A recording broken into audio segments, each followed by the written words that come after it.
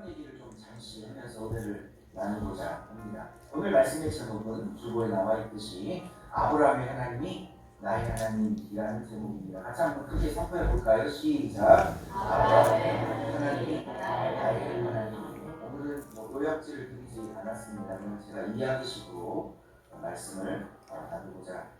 아브라함이라는 사람, 원래 아브라함이 본명은 아브람입니다. 아브람, 존귀한 아버지라는 뜻을 갖고 있었던 75세의 할아버지를 하나님께서 어느 날 아브라함이라는 사람으로 바꾸어 놓으셨습니다. 제가 PPT를 한 장 정도는 준비했어요. 아브라함 일생.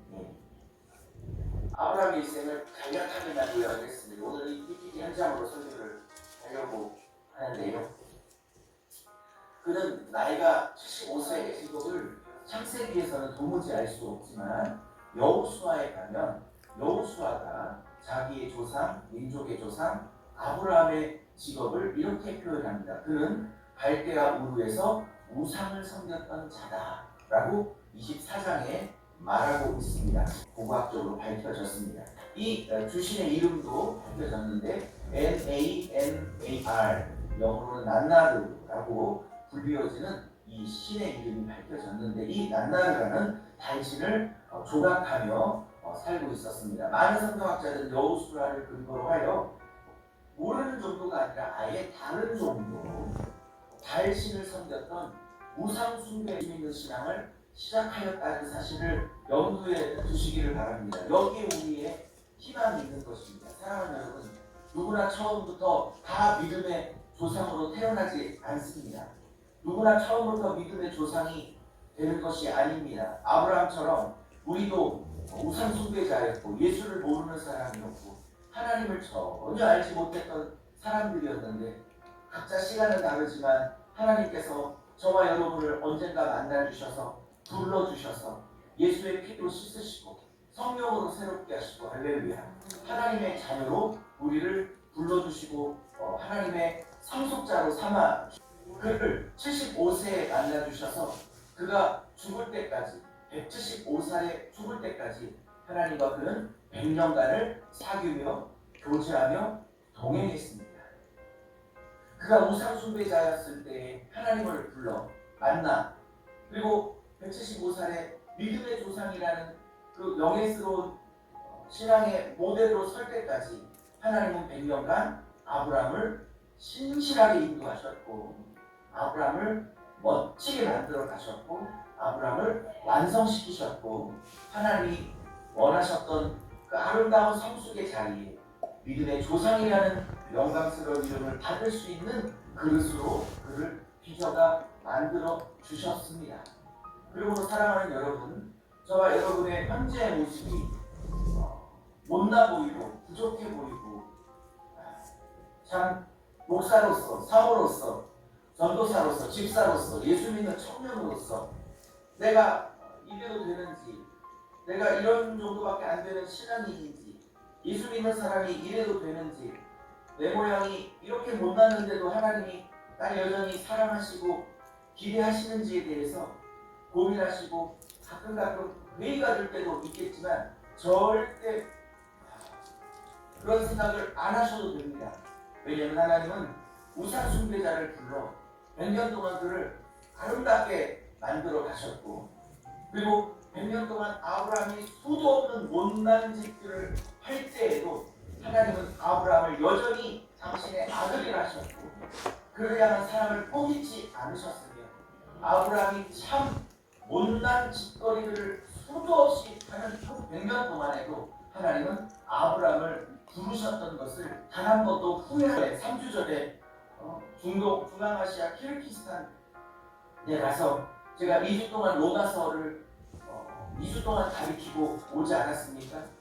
키르기스탄 현지 목사님들에게 로마서를 가르치고 왔을 때 1장부터 16장까지 쭉 풀어가는데 제게 가장 강력하게 꽂혔던 장은 5장이었어요.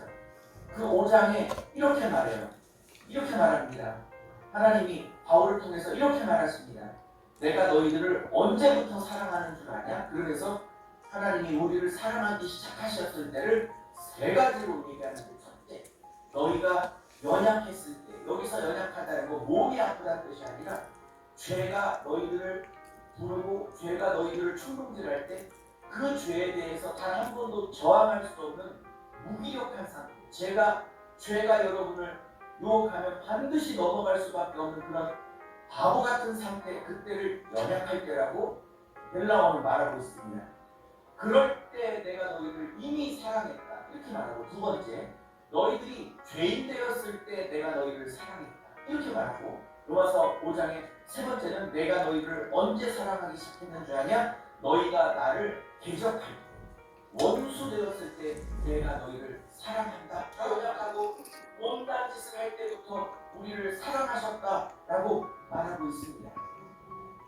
그 현지 크리스찬 목사님들 참석하셨는데 어떤 목사님이 그런 질문을 하셨어요. 강의 중에 이렇게 자기가 부족하고 성도들에게 화를 내고 막 성도들하고 싸우고 뭐 그런 일이 있으셨단 말. 그러면서 내가 이래도 목사인가 저래도 목사인가 이렇게 못난 자가 목사일 수 있나, 그런 갈등이 있으셨다고 그래요. 근데 로마서 5장째 강의를 들으면서 확신을 얻으셨다고 그래요.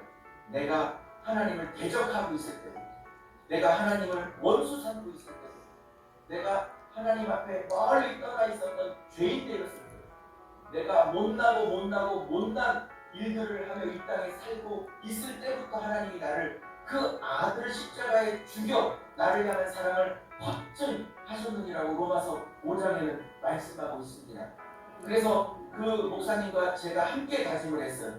다시는, 잘 들으셔요, 다시는 나의 어떤 못남 때문에 하나님이 나를 싫어하실 거라는 생각은 하지도 말자고 다짐을 하였습니다. 그리고 하나님이 얼마나 나를 사랑하시는가, 이거를 자꾸 하나님 앞에 보여달라고 하지 말자고 했습니다. 왜? 하나님은 이미 아들을 주신 것만으로도 나를 향한 사랑을 확증하셨기 때문입니다. 사랑하는 여러분, 많은 대한민국의 성도들이 하나님 나를 사랑하신다면 나에게 물질의 축복을 주심으로, 잘 들으셔요, 물질의 축복으로 나를 사랑하는 걸 증명해 보십시오. 하나님 정말 나를 사랑하면 내 자식이 잘 되는 것으로 나를 향한 사랑을 증명해 보십시오. 나를 정말 사랑하면 내 앞길이 빵빵하게 뚫리는 것으로 나를 향한 사랑을 확증해 보십시오. 날 사랑한다면 정말 그렇게 해주십시오. 그러면 내가 믿겠습니다라고 얘기를 합니다. 물론 하나님이 그렇게 소원을 다 들어주셔서 여러분을 사랑한다는 것을 보여주실 수도 있겠죠. 그런데 성경 로마서 5장에는 이미 말씀하고 있습니다.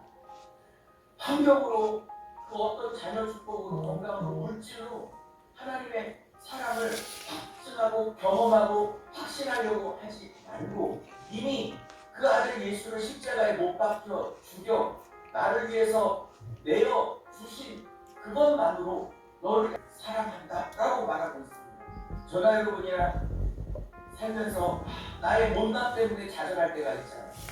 그러나 저와 여러분의 못남 때문에 절대로 좌절하지 말고, 여러분의 못남과 저의 못남이 자꾸 드러날 때마다 하나님을 더 바라보고, 우리의 못남에도 불구하고, 아브라함의 못남에도 불구하고 그를 100살 동안 포기하지 않고 빚어내시고 만들어내신 그 하나님의 인내와 성실하심과 은혜와 긍휼을 다시 한번 바라보고 하나님 바라보고 이겨낼 수 있기를 예수의 이름으로 축복합니다. 이런 걸 보면 하나님은 꼭 불임 부부를 통해 역사를 이루신다는 걸 알 수 있습니다.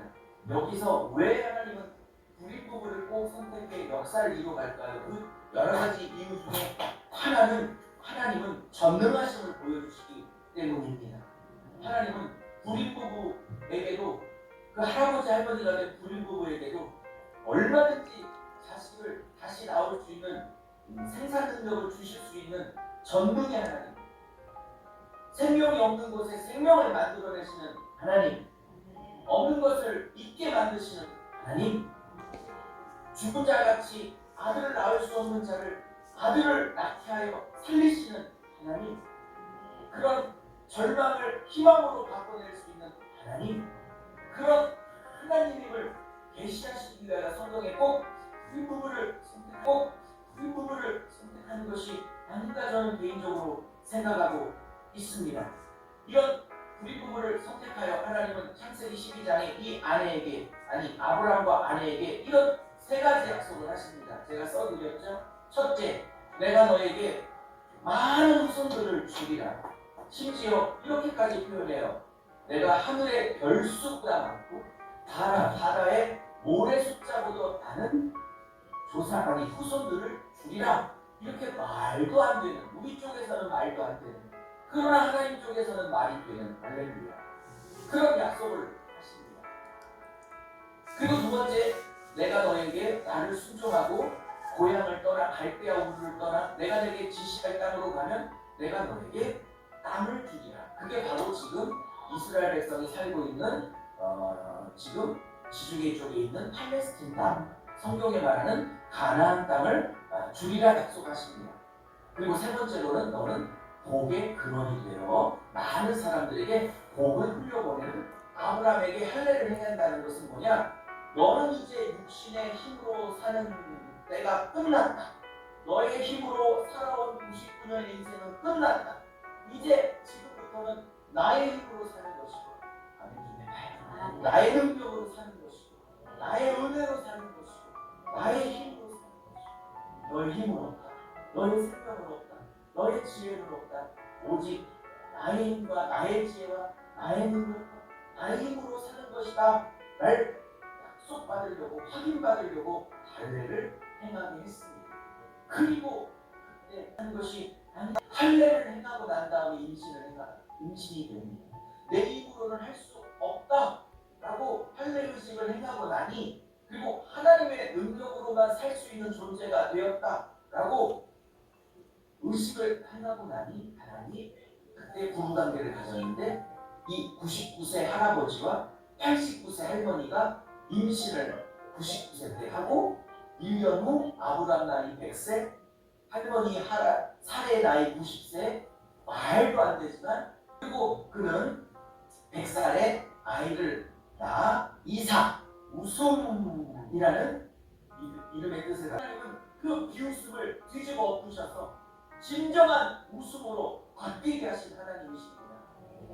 이자크, 비웃음의 이자크를 웃음의, 행복의 이자크로 바꾸시는 이자크의, 이삭의 하나님이시라, 이 말입니다.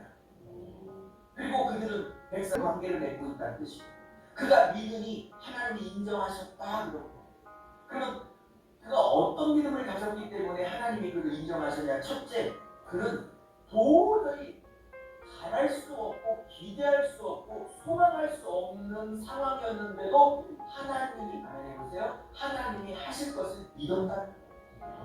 99살에 자기도 생산 능력이 끊어지고 아내도 임신 능력이 완전히 끊어졌는데, 그래서 아들을 낳을 수 있는 상황이 아닌데도 불구하고, 즉 바랄 수 없는 상황인데 또 하나님이 하실 것을 믿어버렸다는 거예요. 그래서 하나님 그를 인정하셨다는 겁니다. 저는 요즘 하나님이 가장 기뻐하는 사람이 뭘까? 가만히 생각하면 11조 잘하는 사람, 예배 한 번도 안 빠지는 사람, 막 교회 청소 열심히 하는 사람, 예 맞죠. 그런 분도 하나님이 기뻐하시고 인정하시죠. 근데 하나님이 가장 기뻐하시는 사람은 하나님이 하실 것을 믿는 사람이구나. 그래서 요한복음에 예수님이 하나님의 일이 뭐냐면 하나님을 믿는 것이요 라고 예수님이, 하나님의 일은 뭘 하는 게 아니라 하나님이 하시는 걸 믿는 것이 하나님의 일을 하는 거구나. 두 번째, 아브라함이 하나님께 인정받은 두 번째 믿음은 뭐냐? 17절에 이렇게 말해요. 하나님은, 여러분은 아무것도 없지만 하나님은 그 없는 자리에서 모든 것이 있는 것처럼 불러내실 수 있는 분임을 믿으시기를 바랍니다. 아브라함이 칭찬받았던 세 번째 이유는 뭐냐? 죽은 자를 살리실 것을 믿었기 때문입니다. 17절에 하나님은 죽은 자를 살리실 것을 믿었다라고 말합니다. 여기 17절에 그가 믿는 바 하나님은, 즉 아브라함이 믿는 바 하나님은 죽은 자를 살리시며라고 할 때, 이 살리시며라는 헬라어 단어를 제가 어제 설교 준비하면서 찾아보니까 헬라어 단어로 현재형이에요. 현재.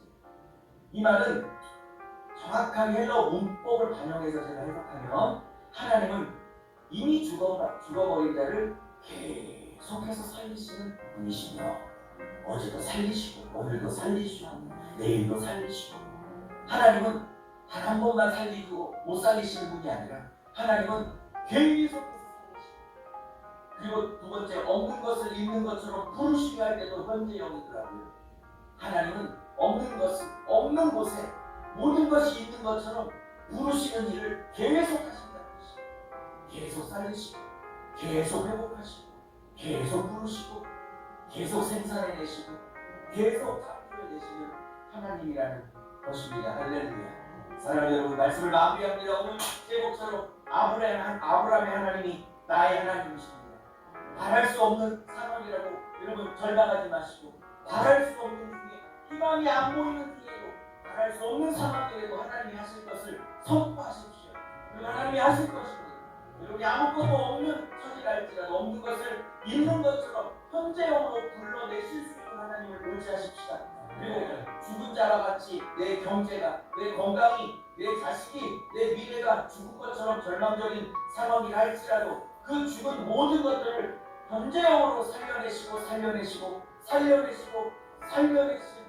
그 하나님을 바라여 하나님 앞에 내가 너를 인정한다. 내가 너를 기뻐한다. 내가 너를 이미 인정하고 기뻐하고 사랑하지만 네가 믿음으로 나를 믿기 때문에 내가 너를 더 기뻐하고 더 사랑하고 더 칭찬하고 더 인정하고 그런 아름다운 칭찬을 받을 수 있는 여러분과 제가 되기를 예수의 이름으로